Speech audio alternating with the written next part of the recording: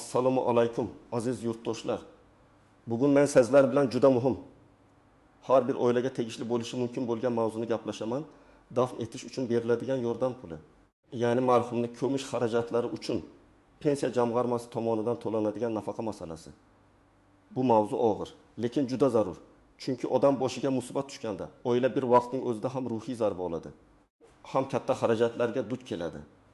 Ana shunday paytda davlat tomonidan beriladigan yordam pulini bilmaslik, hujjatlarni kechiktirish yoki noto'g'ri joyga murojaat qilish sababli ko'pchilik o'z haqqini vaqtida ola olmaydi.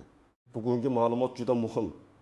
Dafn etish yordam puli miqdori oshirilgan, ayrim hollarda to'lov tartibi ham ancha soddalashgan. Kim oladi, qancha oladi, qayerga boradi, qanday hujjat kerak, kimlar adashmaslik kerak? Bularning hammasini men sizga oddiy tilda bosqichma-bosqich tushuntirib beraman. Iltimos, hozirroq kanalga obuna bo'ling, videoga like bosing. Chunki bu ma'lumot sizga ota-onangizga, qo'shningizga yoki qarindoshingizga kerak bo'lib qolishi mumkin. Avvallari ko'pchilik dam puli masalasida chalkashib qolardi. Kimdir faqat pensioner vafot etsa beriladi deb o'ylardi. Kimdir faqat ish joyidan olinadi derdi. Yana kimdir mahalladan so'rash kerak deb yurardi. Natijada odamlar bir idoradan ikkinchi idoraga qatnardi. Vaqt o'tardi, hujjat to'liq bo'lmagani uchun ariza qaytarilardi. Eng yomoni, ayrim oilalar bunday yordam borligini umuman bilmasdi. Hozirgi asosiy o'zgarish shundaki, dafn etish uchun beriladigan yordam puli miqdori bazaviy hisoblash miqdori yoki pensiya miqdori o'sishi bilan birga o'sib boradi. Ya'ni bu pul bir joyda qotib qolgan summa emas. Masalan, agar qonunchilikda eng kam kafolatlangan miqdor bazaviy hisoblash miqdorining bir necha baravari sifatida belgilangan bo'lsa, bazaviy hisoblash miqdori oshishi bilan dafn puli ham avtomatik ravishda ko'tariladi. Shu sababli men oldin eshitganman, falon so'm edi degan eski gaplarga ishonib qolmaslik kerak. Har doim amaldagi miqdorni tekshirish lozim. Yana bir muhim jihat, dafn puli marhumning o'ziga emas, dafn marosimini amalda tashkil qilgan shaxsga to'lanadi. Bu farqni yaxshi tushunish kerak. Masalan, marhum pensioner bo'lishi mumkin, lekin dafn xarajatlarini uning o'g'li, qizi, turmush o'rtog'i yoki boshqa qarindoshi qilgan bo'lishi mumkin. Ana shu xarajatni qilgan shaxs tegishli tartibda murojaat qilib yordam pulini oladi. Bu pul meros emas, bu pul alohida ijtimoiy to'lovdir. Oldin ko'pchilik hollarda odamlar hujjatlarni qog'oz shaklida olib yurishga majbur bo'lardi. O'lim haqidagi guvohnoma, ariza, pasport nusxasi, marhumning pensiya ma'lumotlari, qarindoshlikni tasdiqlovchi hujjatlar, bularni yig'ishning o'zi ham musibat ustiga musibat bo'lardi. Ayniqsa qishloq joylarda yashovchi odamlar tuman markaziga bir necha marta qatnashardi. Hozir esa ko'plab ma'lumotlar elektron bazalar orqali tekshirilishi mumkin. Ya'ni fade yo'q o'rganda o'lim qayd etilgandan keyin ayrim ma'lumotlar davlat idoralari o'rtasida elektron almashadi. Bu nimani anglatadi? Bu shuni anglatadiki, har bir hujjatning 10 xil nusxasini olib yurish shart bo'lmasligi mumkin. Lekin bu umuman hujjat kerak emas degani emas. Siz baribir ariza berishingiz, shaxsingizni tasdiqlashingiz va to'lovni olish uchun bank karta yoki hisob raqamingizni ko'rsatishingiz kerak bo'ladi. Eng katta o'zgarishlardan biri miqdor masalasidir.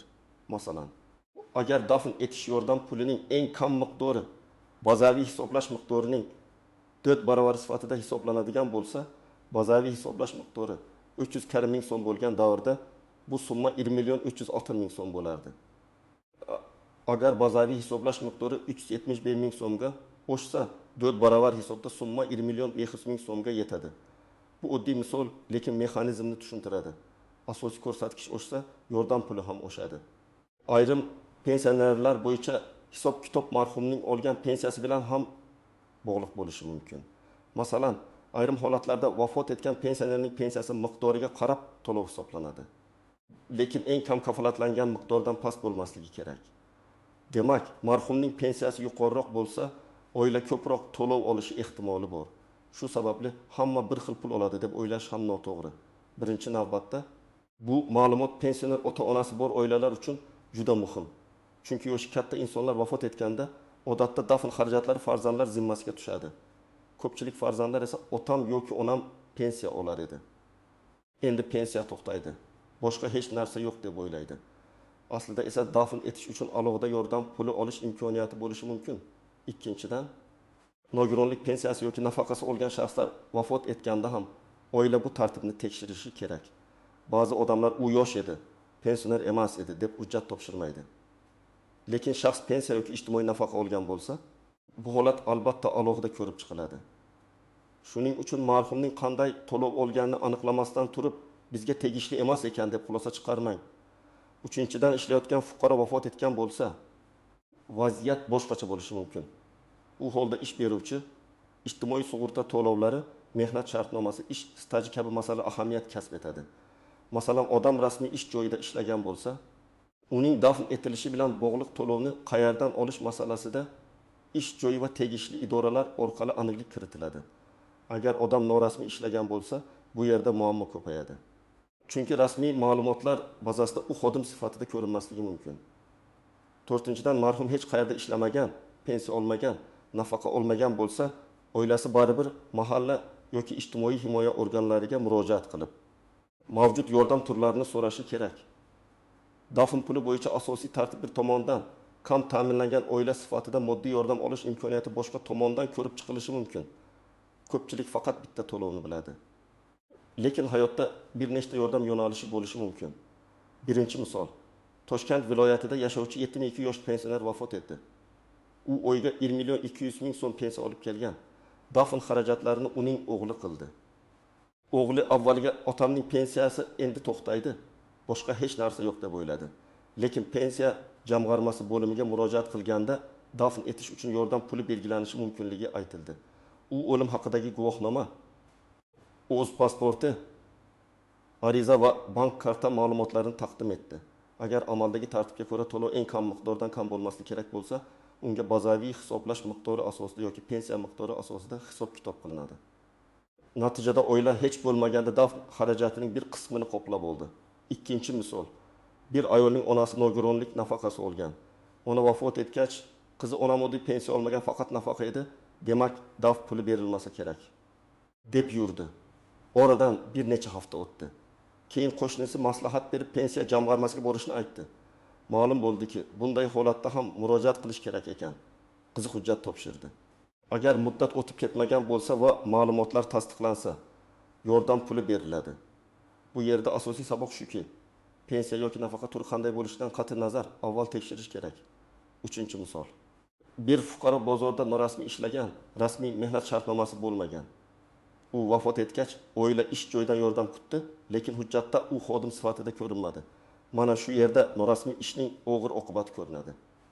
Odam tirikligida rasmiy ishlamasa, ijtimoiy kafolatlar ham cheklanadi. Bu faqat oylik masalasi emas, kasallik varaqasi, pensiya staji, dafn puli, kompensatsiya kabi masalalarda ham oila qiynaladi. Shu sababli men doim aytaman.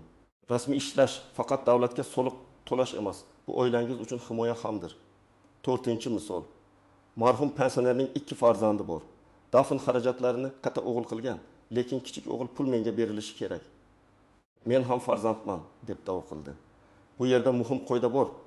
Dafn puli odatda dafn xarajatini amalda o'z zimmasiga olgan shaxsga beriladi. Agar nizoli holat bo'lsa, idora xarajatlarini kim qilganini so'rashi, qarindoshlar o'rtasida kelishuv talab qilishi yoki nizoni sud tartibida hal qilish kerak bo'lishi mumkin. Shuning uchun oilada oldindan kelishib, arizani bitta mas'ul shaxs nomidan berish eng to'g'ri yo'l. Birinchi nozik jihat muddat. Ko'plab to'lovlarda murojaat qilish muddati bo'ladi. Odamlar esa qachon borsam ham berishadi deb o'ylaydi. Yo'q, har doim ham unday emas. Dafn puli bo'yicha ham murojaatni kechiktirmaslik kerak. Eng to'g'ri yo'l o'lim haqida guvohnoma olingandan keyin imkon qadar tezroq murojaat qilish. Musbatli vaziyatni tushunaman, lekin hujjat ishlari ham vaqtida bajarilishi kerak. Ikkinchi nozik jihat o'limni rasmiy qayd ettirish. Ba'zan qishloq joylarda odamlar dafnni tezda o'tkazadi, lekin FSHD yo organida o'limni rasmiylashtirishni kechiktiradi. Rasmiy o'lim guvohnomasi bo'lmasa, ko'plab to'lovlarni olishning imkoni bo'lmaydi. Shuning uchun birinchi navbatda tibbiy o'lim ma'lumotnomasi, keyin FHDYO orqali o'lim guvohnomasi rasmiylashtiriladi. Uchinchi nozik jihat bank karta yoki hisob raqami. Hozir ko'plab to'lovlar naqd emas, bank orqali amalga oshiriladi. Ariza beruvchi shaxsning o'z nomida karta yoki hisob raqam bo'lishi kerak. Boshqa odamning kartasini ko'rsatish muammo tug'dirishi mumkin. Masalan, dafn xarajatini qizi qilgan bo'lsa, pul qizning hisob raqamiga tushishi kerak. Akamning kartasiga tushiring, qo'shnimning kartasi bor degan variantlar rasmiy tartibda qabul qilinmasligi mumkin. To'rtinchi nozik shart marhumning oxirgi pensiyasi. Ba'zan pensioner oyning boshida vafot etadi. Pensiya esa oyning oxirida tushishi kerak bo'ladi yoki aksincha pensiya oldindan olingan bo'ladi. Bu holatda ortiqcha to'langan yoki olinmay qolgan pensiya masalasi alohida ko'rib chiqilishi mumkin. Dafn puli bilan marhumning olinmay qolgan pensiyasini aralashtirmaslik kerak. Bu ikkita boshqa masala. Olinmay qolgan pensiya merosxo'rlar yoki birga yashagan oila a'zolari tomonidan alohida tartibda so'ralishi mumkin. 5-nozik jihat, doimiy yashash joyi. Marhum bir tumanda ro'yxatda turgan, lekin boshqa shaharda yashagan bo'lishi mumkin. Dafn ham boshqa joyda qilingan bo'lishi mumkin. Bunday holatda qaysi hududdagi pensiya jamg'armasiga murojaat qilish kerakligi aniqlashtiriladi. Odatda marhumning pensiya ishi qayerda yuritilgan bo'lsa, shu hudud muhim bo'ladi. Lekin hozir elektron tizimlar sababli ayrim murojaatlar yashash joyi yoki davlat xizmatlari orqali ham yo'naltirilishi mumkin. 6-nozik jihat chet elda vafot etish. Agar fuqaro chet elda vafot etgan bo'lsa, hujjatlar yanada murakkablashadi. O'lim haqidagi hujjat chet davlatda berilgan bo'ladi. Uni tarjima qilish, legalizatsiya yoki apostil talab qilinishi mumkin. Bu holatda O'zbekistonning konsullik muassasasi Hadiyo va pensiya jamg'armasi bilan bog'lanish zarur. Bunday vaziyatda har bir hujjatning rasmiy tan olinishi juda muhim. 7-nozik jihat kimga berilmasligi mumkin? Agar shaxs dafn xarajatini qilmagan bo'lsa, faqat qarindosh bo'lgani uchun pul talab qilsa, rad javobi olishi mumkin. Agar o'lim rasmiy qayd etilmagan bo'lsa, to'lov qilinmaydi. Agar hujjatlar soxta yoki noto'g'ri bo'lsa, nafaqat to'lov rad etiladi. Balki javobgarlik masalasi ham ko'tarilishi mumkin. Agar murojaat muddati o'tib ketgan bo'lsa, tiklash uchun qo'shimcha asoslar talab qilinadi. Endi eng muhim qismga o'tamiz. Nima qilish kerak? Men sizga aniq ketma-ketlikni aytaman. Birinchi qadam, o'lim holatini tibbiy tartibda rasmiylashtiring. Agar odam uyda vafot etgan bo'lsa, shifokor yoki tez yordam chaqiriladi, tegishli tibbiy ma'lumotnoma olinadi. Agar shifoxonada vafot etgan bo'lsa, shifoxona tibbiy hujjat beradi. Bu hujjat keyingi bosqich uchun asos bo'ladi. Ikkinchi qadam, FHDYO organidan o'lim haqidagi guvohnomani oling. Dafn puli masalasida eng asosiy hujjatlardan biri shu. Guvohnomadagi ism, familiya, tug'ilgan sana, vafot etgan sana xatosiz yozilganini tekshiring. Bir harf xato bo'lsa ham keyin tizimda muammo chiqishi mumkin. Uchinchi qadam, marhumning maqomini aniqlang. U yoshga doir pensioner edimi? Nogironlik pensiyasi olganmi? Bo'g'uvchisini yo'qotganlik bo'yicha to'lov olganmi? Ijtimoiy nafaqa olganmi? Rasmiy ishlaganmi yoki hech qanday to'lov olmaganmi? Mana shu savollarga javob kerak. Chunki qaysi idoraga murojaat qilish va to'lov qanday hisoblanishi shu ma'lumotga bog'liq. 4-qadam, pensiya jamg'armasining tuman yoki shahar bo'limiga murojaat qiling. Agar davlat xizmatlari markazi orqali qabul qilinadigan xizmat bo'lsa, u yerga ham borib so'rashingiz mumkin. Ba'zi holatlarda yagona interaktiv davlat xizmatlari portali orqali ma'lumot olish yoki ariza yo'naltirish imkoniyati bo'lishi mumkin. Lekin musbat paytida eng tez yo'l hududingizdagi mas'ul bo'limga telefon qilib yoki borib aniq ro'yxatni so'rash. 5-qadam, hujjatlarni tayyorlang. Odatda ariza beruvchining pasporti yoki ID kartasi kerak bo'ladi. Marhumning o'lim haqidagi guvohnomasi kerak bo'ladi. Ariza beruvchining bank karta yoki hisob raqam ma'lumotlari kerak bo'ladi. Agar qarindoshlikni tasdiqlash so'ralsa, tug'ilganlik haqidagi guvohnoma, nikoh guvohnomasi yoki boshqa hujjat kerak bo'lishi mumkin. Agar dafn xarajatini siz qilganingiz bo'yicha nizoli vaziyat bo'lsa, mahalla ma'lumotnomasi yoki boshqa tasdiqlovchi hujjatlar so'ralishi mumkin. 6-qadam. Arizada aniq yozing. Arizada falonchi fuqaro vafot etganligi munosabati bilan dafn etish uchun belgilangan yordam pulini tayinlash va mening bank hisob raqamimga o'tkazib berishingizni so'rayman deb yoziladi. Ism, familiya, pasport ma'lumotlari, telefon raqami, manzil va bank rekvizitlarini xatosiz kiriting. Telefon raqamingiz ishlaydigan bo'lsin. Chunki idora xodimi qo'shimcha ma'lumot uchun sizga qo'ng'iroq qilishi mumkin. 7-qadam. Ariza qabul qilinganini tasdiqlovchi ma'lumotni oling. Qog'ozda topshirsangiz, kirim raqami yoki qabul qilingan sana yozilgan nusxa so'rang. Elektron topshirsangiz, ariza raqamini saqlab qo'ying. Bu keyin arizam qayerda qoldi degan savol tug'ilganda kerak bo'ladi. 8-qadam, to'lov miqdorini tekshiring. Sizga tushgan pulni ko'rib, shu ekanda deb qo'ya qolmang. Amaldagi bazaviy hisoblash miqdori.